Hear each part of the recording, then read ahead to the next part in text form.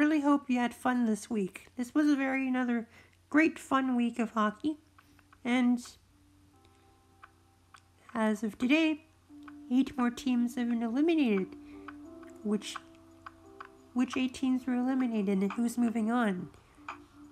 I know you all know that, but let's go over every single series and the injuries and the matchups for the next round. I know the round 2 has already gotten started, and I already uploaded all my previews. So make sure to watch my previews of the 4 matchups in round 2.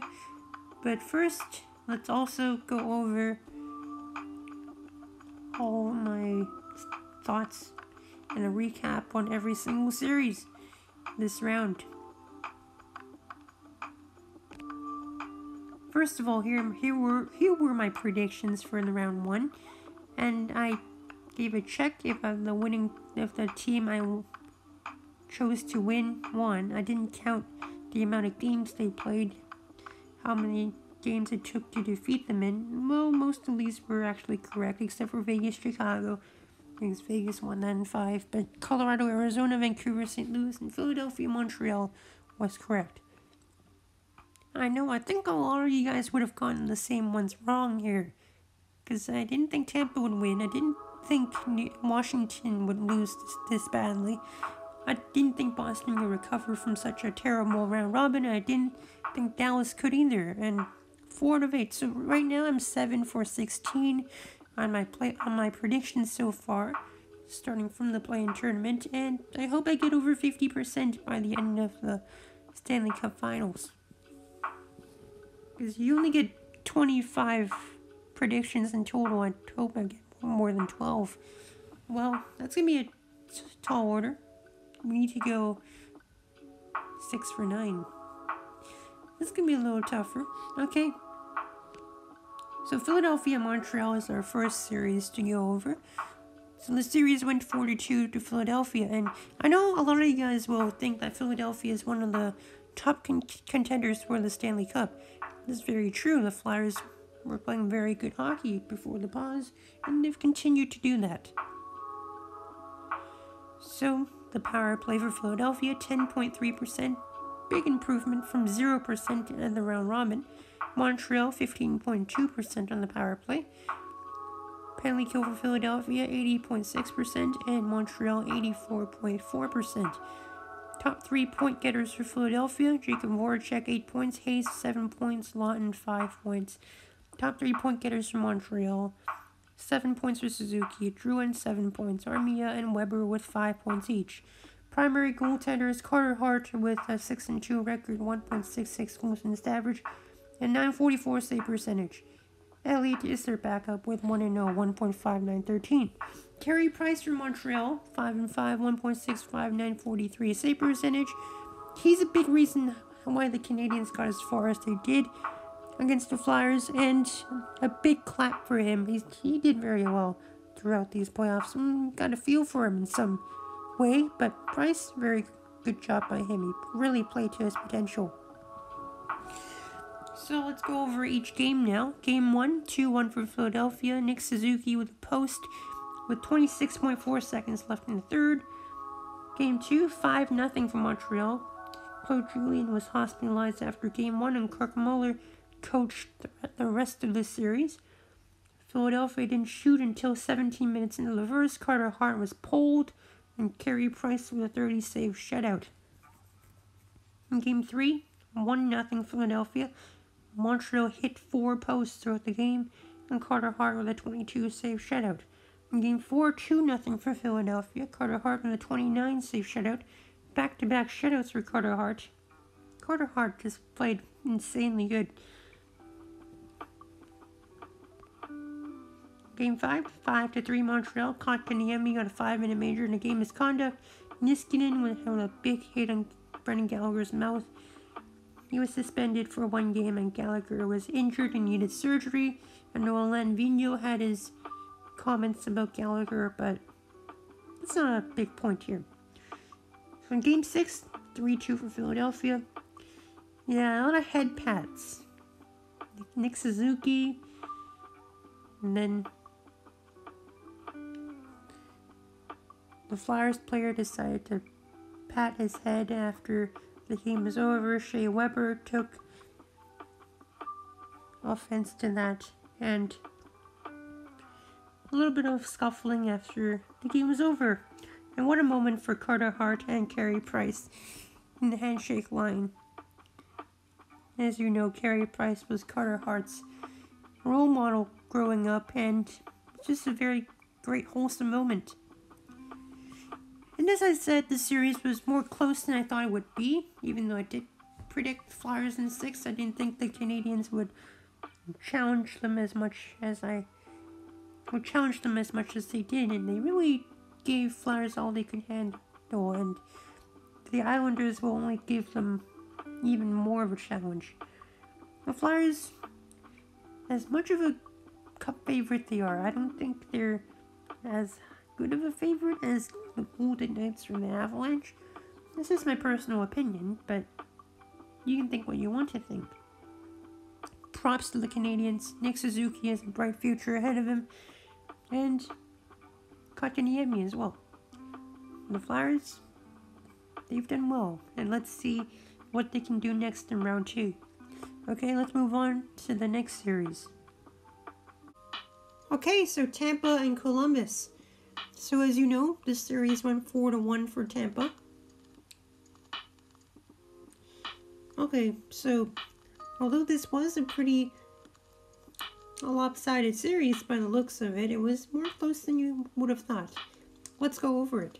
Okay, so the power play, Tampa 13.3%, penalty kill 87.1%. The power play struggled against this Columbus team.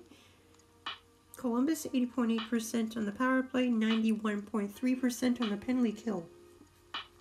Top 3 point getters for Tampa Bay. Braden Point with 10 points, including the overtime winner in games 1 and 5. He was pretty good. Nikita Kucherov, 9 points, and Tyler Johnson with 4 points. For Columbus, Pierre-Luc Dubois, who had an excellent playoff, 10 points for him. Cam Atkinson with 8 points, and Nick Foligno with 6 points.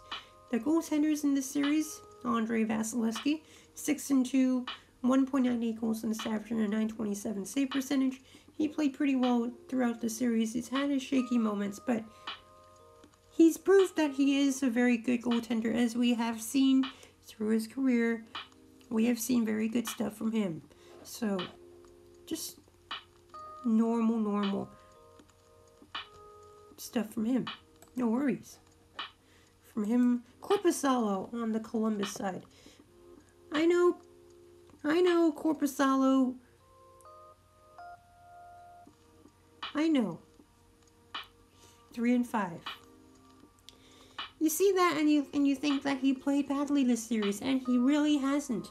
I know in Game 5 he had allowed 4 goals on 21 shots, but unfortunately this is just a result of just a lack of scoring from Columbus. Korpisalo is not to blame for this at all. In fact, he should be praised, especially in that 5 overtime game. Numbers Leakins, 1-1, 1.96, 946 save percentage.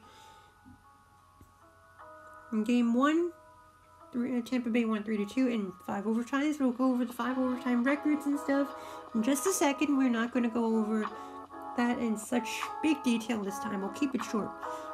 Victor Hedman came back from injury. Columbus gets their first power play goal. Merzlikins was out. Tampa Bay setting the record playoff shots. Korpisalo with a record 85 saves.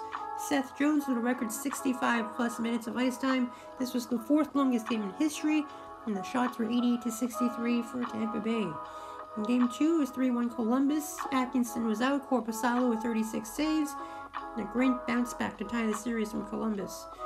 In Game 3 was 3-2 Tampa, and Braden Point extended his point streak to 6 games. The picture on the side here you see says, "We apologize if you had any other plans tonight." That was that Game 1 5 overtime game where it was 6.5 hours of broadcasting time. That's basically just ruins your entire day plan, and I haven't been more glad to witness such a momentous occasion. I watched that entire Game 1, and boy do I not regret that. Okay, so let's keep going here. Game 4, 2-1 Tampa. Offside challenge took the Columbus opening goal out because they just don't get that bounce. In Game 5, 5-4 Tampa. In overtime, Columbus came back and scored 4 goals straight after they went down 2-0 in the first period. The shots were 24-8 in the second period for Columbus. A goaltender interference challenge from Tampa on the 4-2 goal failed. And the Blue Jackets got a power play, but they didn't score on it. That's, I think, why they lost. Tampa Bay ties it with 1:38 left in the third, and Braden Point got the overtime winner. So, as you see, this series ended in 5 games, so this is much closer than you thought it was. Columbus was very resilient. They came back, bounced back after a bad game. They had that trouble with sitting back on leads, but they overall did, in my opinion, they played well. And Tampa Bay can call this a revenge story, but is it a revenge story? I don't know. Tampa Bay, they played to their potential this year, and Columbus got as far as many people will probably expect them to get. And Tampa, they were the better team, and they won the series. No surprise.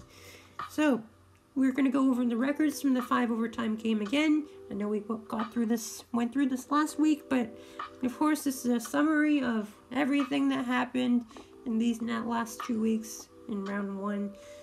So in the 5 overtime game, there was the most shots on goal by both teams in a single match with 151. Tampa Bay set the record for most shots on goal with 88 in a single match. Seth Jones with 65 minutes 6 seconds. Most minutes played by a skater. Most minutes played by a goaltender, Korpisalo Vasilevsky, 150 minutes, 26 seconds. Most shots against Korpisalo, 88, and most saves for Korpisalo with 85. So great records here, great historic moments, and this was one of the better series that we witnessed so far. Man, am I excited for next round. Well, Tampa moves on, and now let's move on to the next series. Alright, Washington Capitals, New York Islanders. Now this is one of those lower seed wins that we haven't seen much of this round. This one, another 5-game series. This has been a theme. 4-1 for the Islanders. I think this was a pretty interesting series. Now the Capitals scored first quite a few times, but unfortunately the Islanders were very resilient and very, very strong throughout the series. So power play, Washington 17.9%, the Islanders 15.8%, and the penalty kill, Washington 93.3%, the Islanders 78.1%. The Islanders didn't do so well in the power play, but got the job done in the end. Their top 3 point getters for Washington, John Carlson, 6 points in 5 games.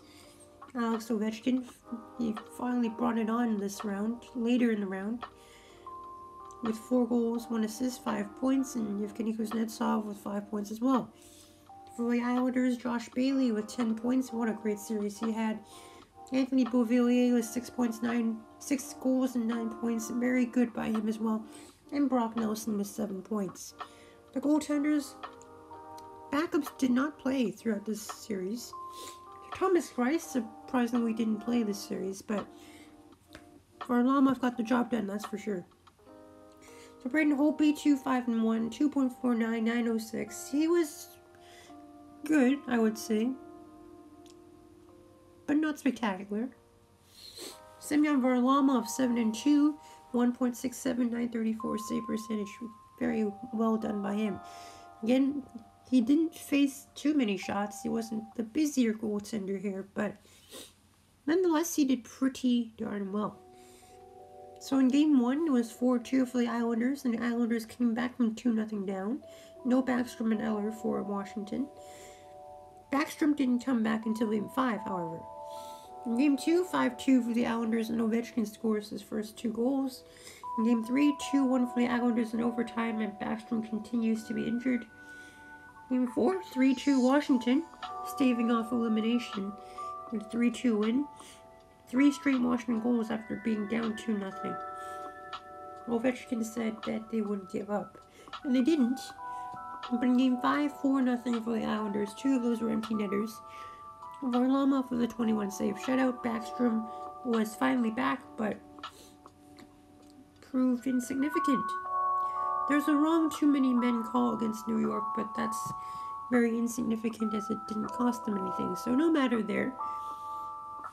Would I say I'm shocked? No, I wouldn't say I'm shocked. I said here Washington in 7, and I'm wrong. But the Capitals did okay during the round robin. I thought they could carry that momentum. But I guess not. The Islanders just found a way to score. And the Capitals, they struggled in scoring in the round robin, and they struggled in scoring here. And despite their occasional chances and bursts, they're unable to keep up with the speed and the skill of the Islanders. As you think here, the Capitals' window is probably starting to close. But they did win a Stanley Cup in 2018, so you can justify them attaining their goals. But this wasn't the most good way to go out. It wasn't extremely competitive at all. So the Islanders will likely be, in fact, I believe they are the lowest seed unless Montreal comes back. And at the time of recording this one, Montreal hasn't finished their series yet. I just went over Montreal probably like 2 slides ago. But at this point, I don't know how that went on. So we'll see. Matchups will be in the final slide, so don't worry about that. Alright, so New York moves on for the 2nd straight playoff season, and let's move on to the next series.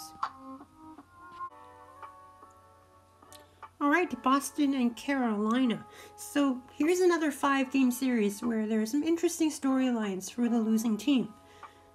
This one wasn't as close, in my opinion, as the Tampa Bay Columbus series, but nonetheless, Carolina put up a good fight, and thus ends a long streak and a pattern of Carolina moving to the conference finals, or better, every time they make the playoffs.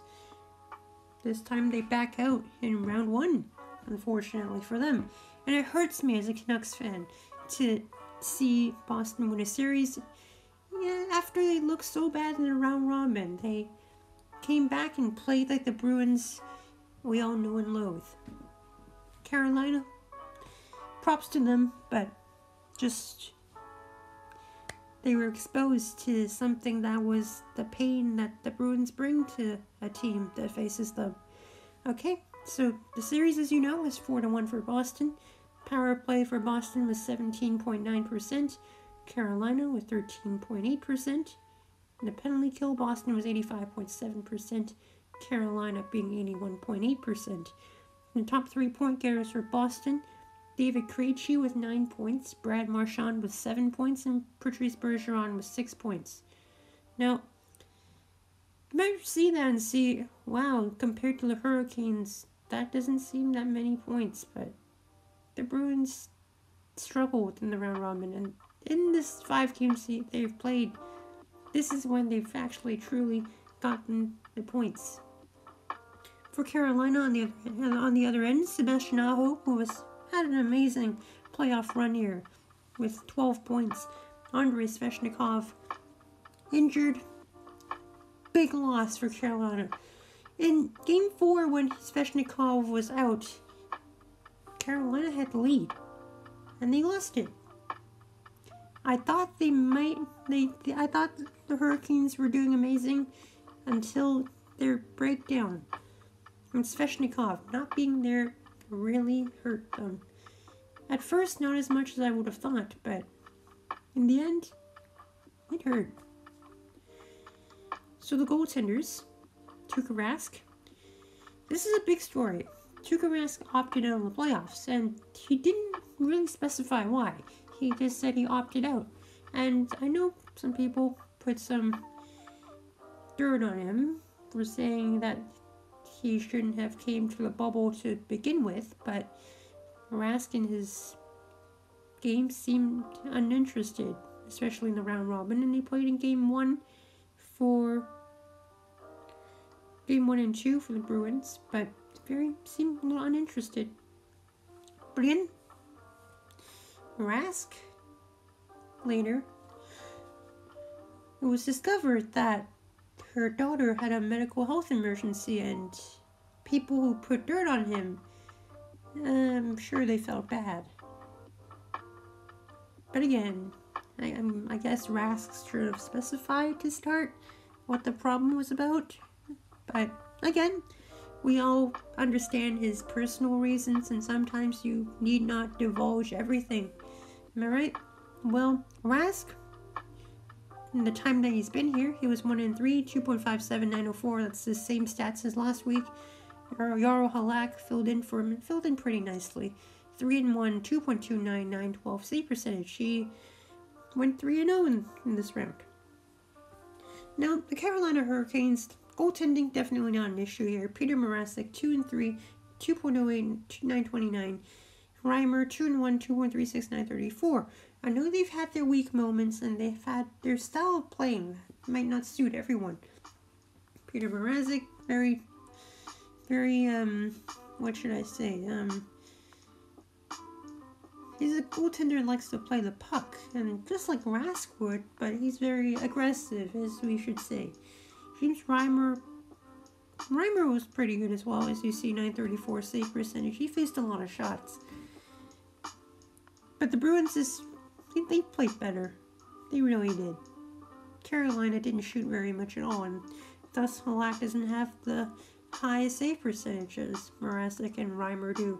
Mrazek 2-3, 2.08, 929. Reimer 2-1, 2.36, 934. Yeah, 929, 934. Pretty good for the Hurricanes. Unfortunately, they just didn't have what it takes to beat the Bruins, and maybe a lot of that's to do with Svechnikov's injury, but maybe. In game 1, it was 4-3 Boston in double overtime.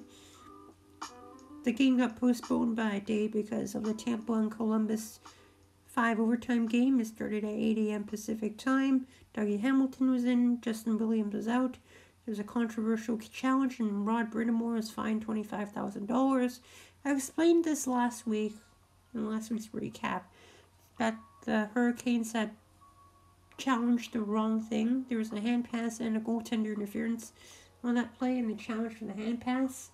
I know Brind'Amour is understandably upset that the referees weren't very clear on how we should challenge that call, but again, it was Brind'Amour's own challenge, and I know he's mad. I would be mad, but it is what it is from there. In Game 2, the Hurricanes were able to pull it out and win 3-2. It was a back-to-back because of the Game 1 postpone. Reimer started. Boston ties it with 4.4 seconds left in the second. Another failed Carolina challenge, and David Pastrnak was out, as he was with, I believe, the final few games of this series as well. In Game 3, it was 3-1 Boston. Jarro Halak started his first game in this round, as Rask opted out before the start of Game 3. Svechnikov was injured during Game 3, and that was where I think it was like a stick in the butt, because it was just an extra stick to where the Bruins already had the advantage, but they have a further advantage now. And I thought it was over from this point, but as you see in Game 4, 4-3 Boston. Svechnikov continued to be out. James Reimer started. Carolina giving 4 straight goals in the third. They had a 2-0 lead to give up 4 goals. Carolina got one back late in the third. On their first shot of the period, they got a shot 18 minutes into the third period. Oh my. And in Game 5, 2-1 for Boston. Svechnikov was out again. Mrazek started. Now, Carolina, they had their issues of scoring, and that's for sure. Not as bad as Montreal, but they had their struggles with scoring. And this was more of Boston finally finding their tempo. They found their tempo and they were able to beat Carolina. And when Boston plays to their potential, they would be able to prove that they earned the President's Trophy and that they weren't complete flops like a lot of us thought they were.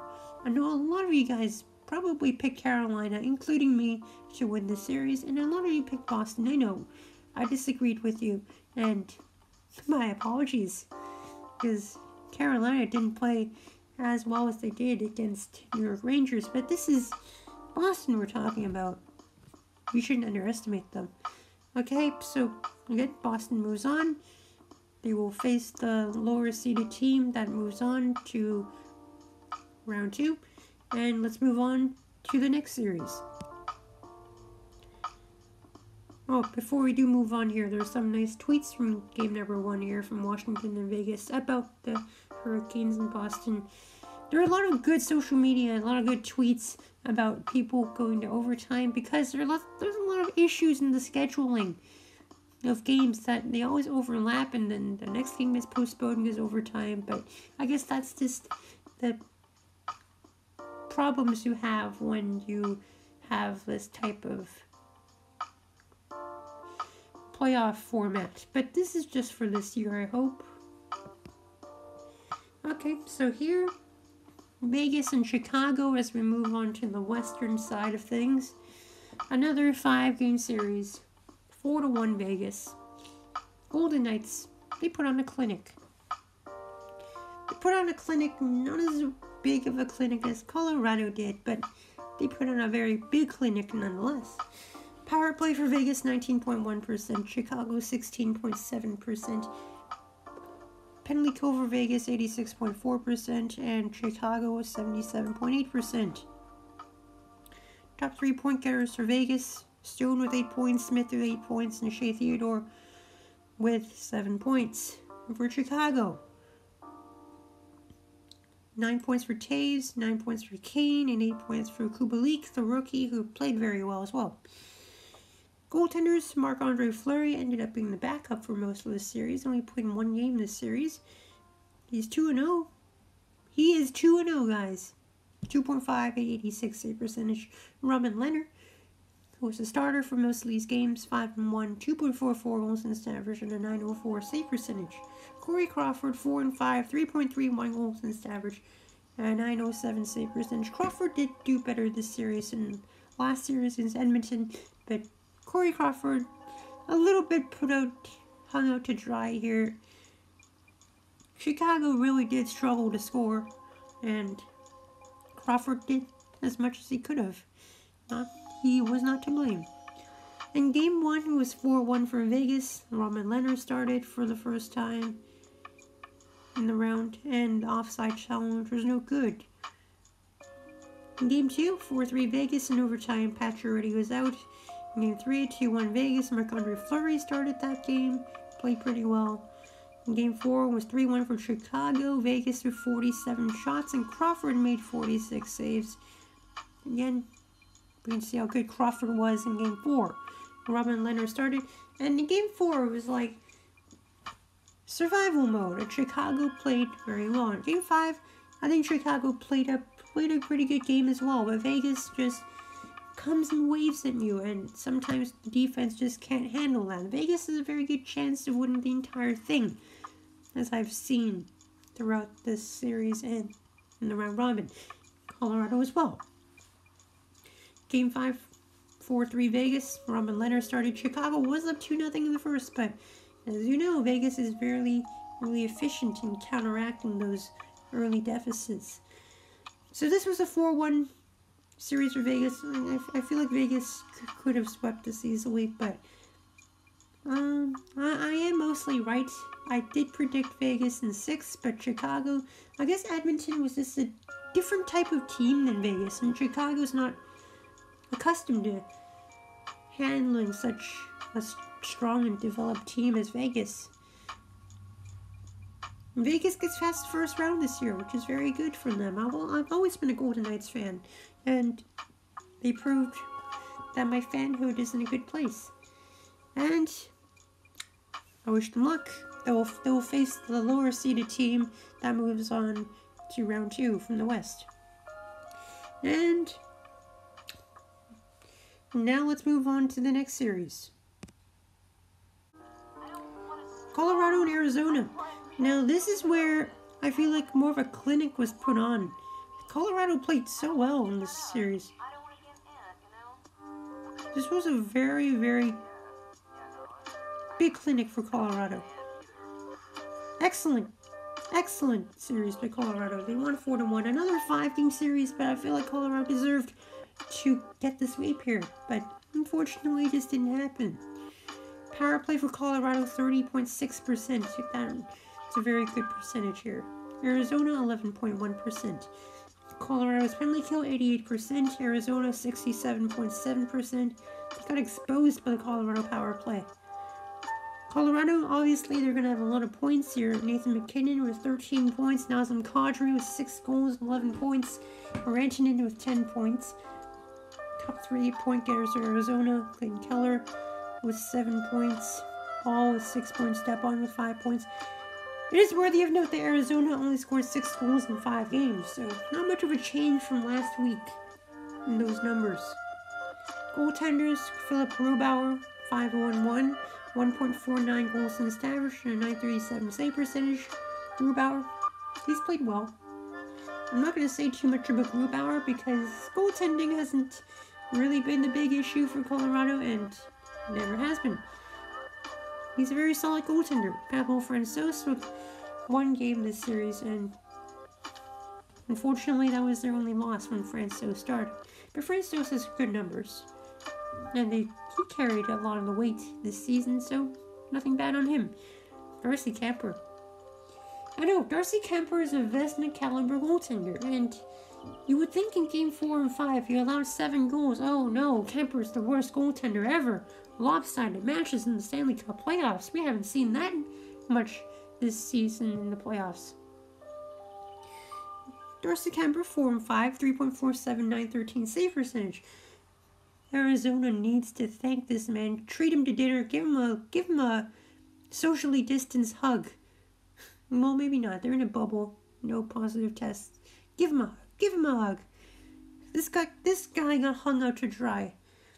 He has to get consoled here, because Kuemper, I know he played poorly in Game 4 and 5, but do you really think that Kuemper could keep this up? Kuemper I think he just lost his energy and his patience towards his team.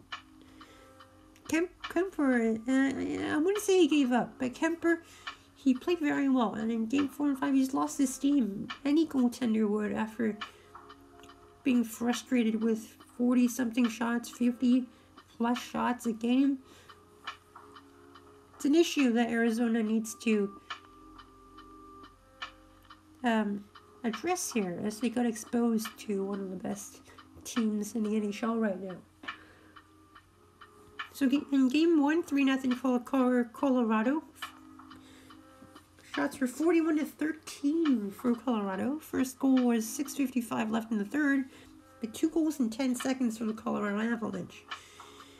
In Game 2, 3-2 for Colorado. Burakovsky gives the Avs the lead with 2:53 left in the third. In Game 3, the Arizona Coyotes won 4-2. Pavel Francouz started. Colorado still got 51 shots. Kuemper the only reason that they won that game.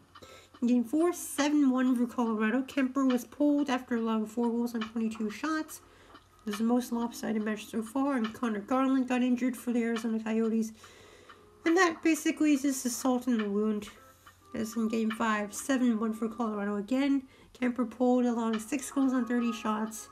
Just, wow, what a clinic by the Avalanche. Cleaning up here. That loss really woke them up. And that loss, the Avalanche deserved to win as well. So, yeah. Colorado and Vegas, definitely the best 2 teams in the West right now. I would say they're better than Boston or Tampa from the East.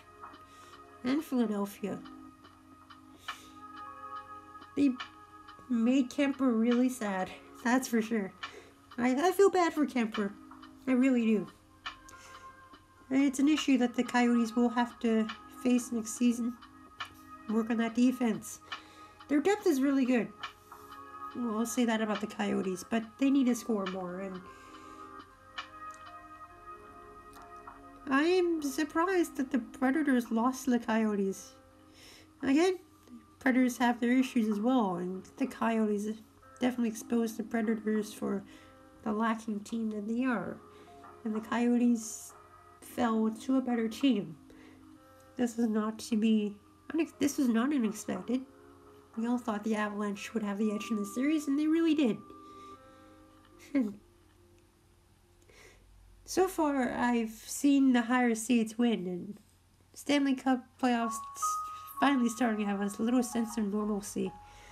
Finally, the higher seeds are winning, and the underdogs aren't winning as much. Though. The underdogs are still very good. Montreal, Vancouver, doing very well as well in their respective series. Alright, Colorado moves on. They will face the second lowest seed.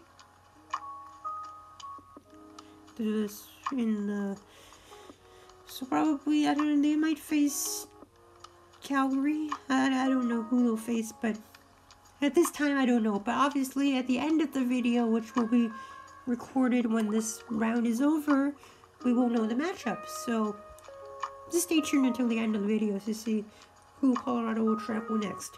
Okay, let's move on to the next series.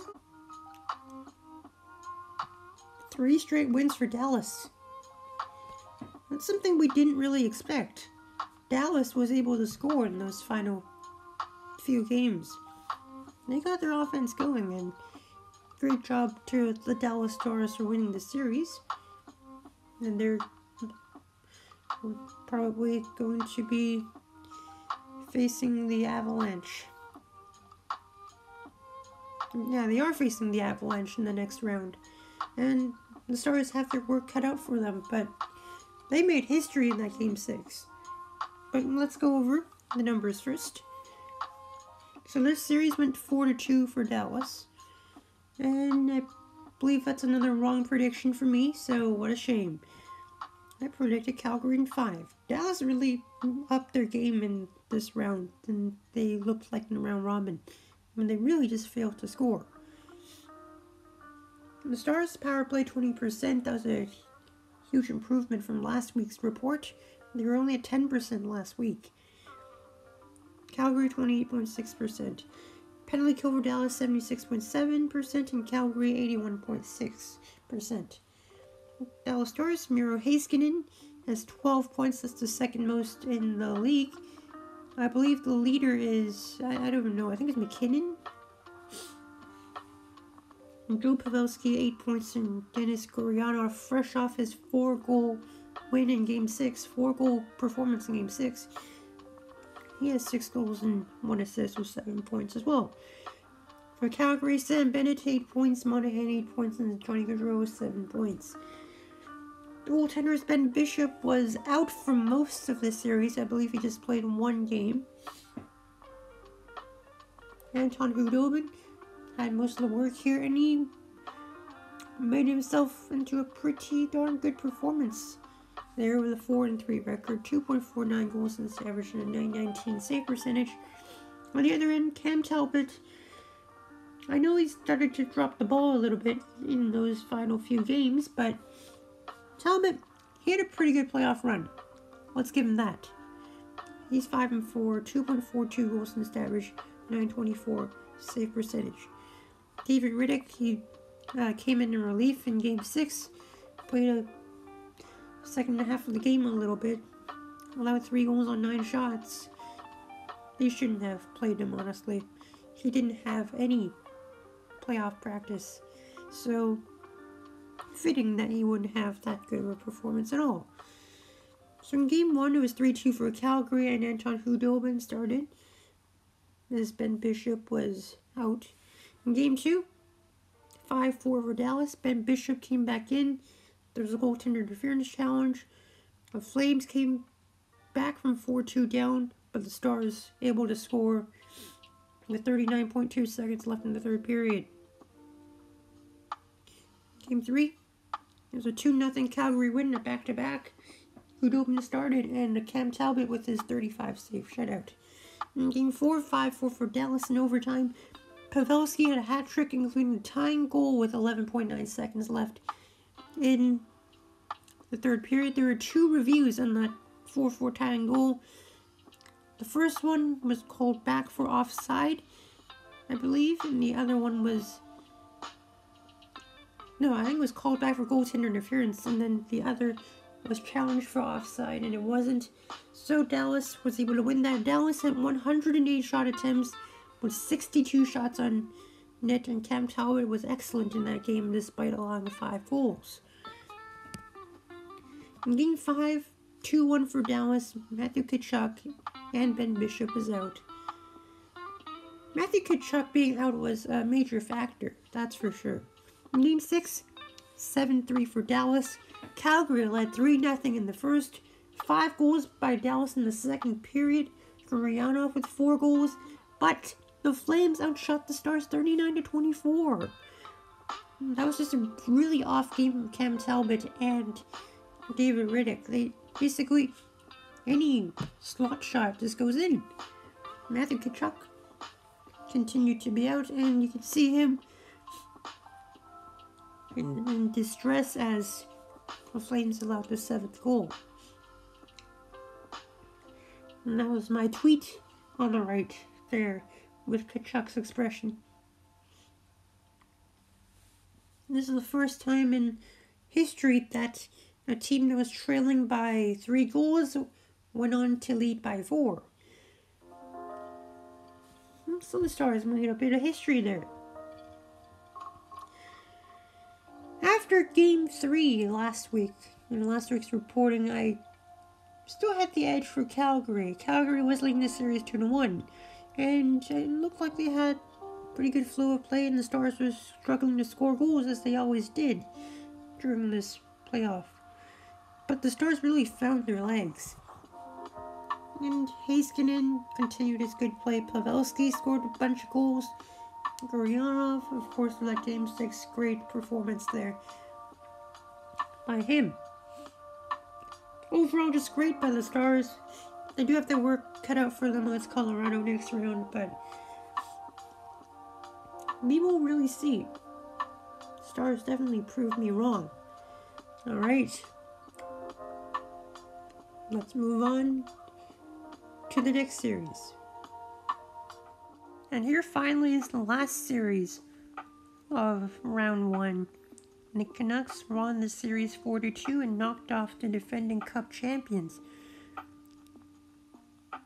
If you haven't heard me say it already, there are no words to describe how proud I am of this Canucks team. They've shown how good they are and what potential they have in the future, and gotta say, what a performance by them. So let's go over it. Power play for St. Louis, 18.8%. Vancouver, 26.2%. Penalty kill is 74.4% for St. Louis, 81% for Vancouver. Top 3 point getters for St. Louis, Ryan O'Reilly was dangerous, very dangerous with his line. He had 11 points, David Perron with 9 points, and Alex Pietrangelo with 6 points.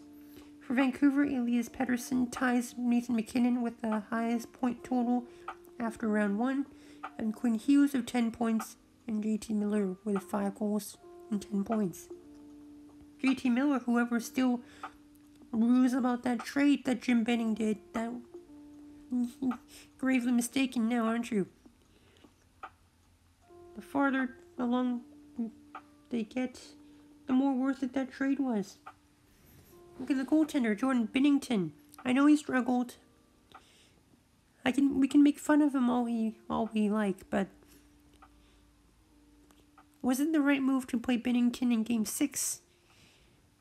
I honestly think it was, because Jordan Binnington, he had a very good season last year, and very good during the regular season as well, so it would really make sense to play him in an elimination game. He was 3-0 in elimination games, so we thought he could play him under pressure, and Granted, he wasn't nervous after the game ended. Or nervous after he got pulled even. Jake Allen played most of the games this series.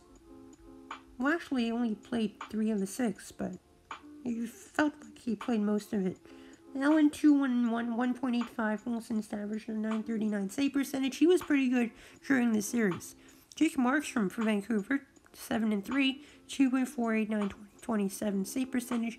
Jacob Markstrom, no words for him. He's just a very good goaltender. If he didn't get injured, he would probably be a Vezina candidate this year.